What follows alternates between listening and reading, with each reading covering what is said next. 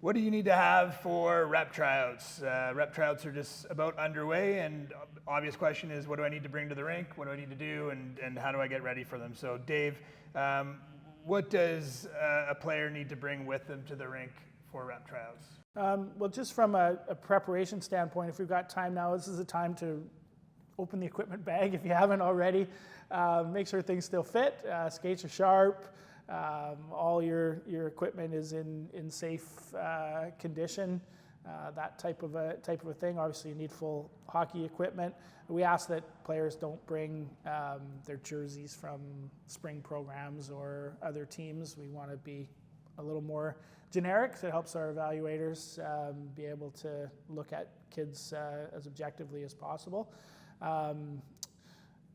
The big thing you can do from a preparation standpoint for your kids is make sure they're well rested, well hydrated, eating a proper diet. It's a busy time. Kids are starting school. Lots of other things are going on at that time, and we know it's not easy, but if you can, just have them as relaxed and prepared from that standpoint as possible. How early should kids arrive?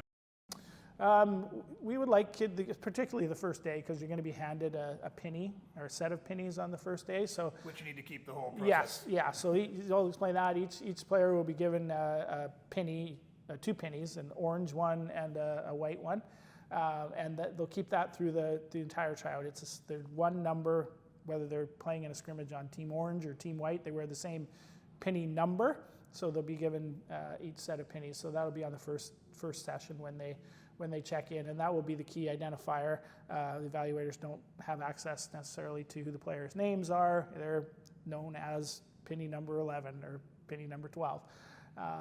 So we'll hand that out. So if you can be there in the, maybe 45 minutes before that first ice time to get checked in, to allow the players enough time to get dressed and organized, and there'll be a presentation from the evaluators just to calm the kids and let them know what they're looking for on that first day.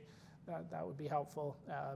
It's not helpful if your kid comes in a rush in the last few seconds trying to get ready for the ice time. So that kind of preparation is important.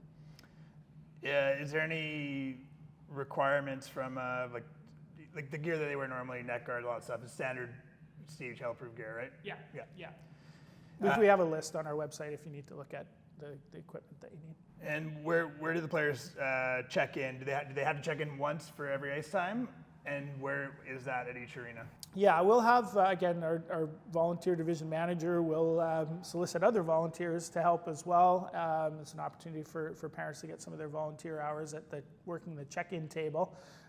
So this will be in the lobby of the arenas. As you come in, we come and check in. You'll be told in the scrimmages which team you're on, orange team or white team, so you know whether to wear your orange or white penny, which dressing room each of those teams are going to. So that'll be part of the process, and obviously getting checked in so the evaluators will know that you're there, and that allows this to update the app that I mentioned earlier, so that if a player's not there, they don't show up in the app to be evaluated. Perfect. And then typically that sign-in table is in the lobby of said arena, whatever rink you're at, right? And then should anything happen during the tryouts where, whether it's a player gets hurt on the ice or, might require the parent, where would the parent go to, we want to avoid communication with all the players. Your key conduit for communication is the division manager. So each division will have one, maybe two if we can, in some cases, division managers.